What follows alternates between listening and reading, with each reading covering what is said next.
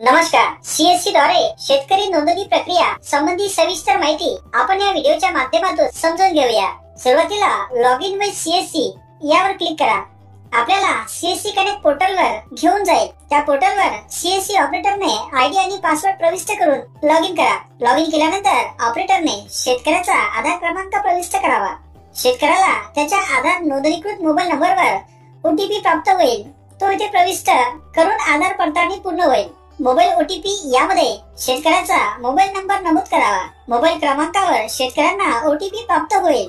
तो येथे नमूद करावा. त्यानंतर आपण शेतकरी तपशील या पेजवर याल. येथे ऑपरेटरने प्रादेशिक भाषेत शेतकऱ्यांचे आणि त्यांच्या वडिलांचे नाव सत्यापित करणे आवश्यक आहे आणि आवश्यक असल्यास ते अद्ययावत सुद्धा करू शकतात.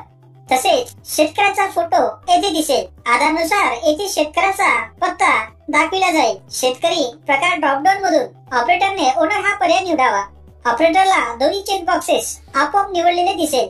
यानंतर फेच लँड डिटेल्स यावर क्लिक करा. त्यानंतर शेतकऱ्याचा सर्वे नंबर प्रविष्ट करा. ड्रॉपडाऊन मधून शेतकऱ्याचे नाव निवडा.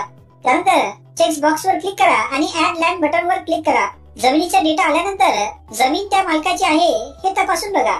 या स्क्रीन मध्ये सर्व माहिती बरोबर असल्यास व्हेरीफाय ऑल लँड यावर क्लिक करा.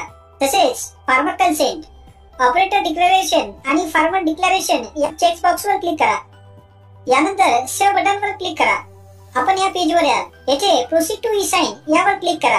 तुम्ही आधार पुन्हा पडताळणी आणि सहमती या पेज वर याल.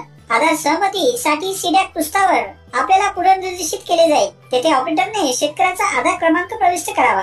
यानंतर आधार नोंदणीकृत मोबाईल क्रमांकावर ओटीपी प्राप्त होईल. तो येथे प्रविष्ट करा. अशा प्रकारे सीएससी ऑपरेटर हे शेतकऱ्यांची नोंदणी करू शकतात. धन्यवाद.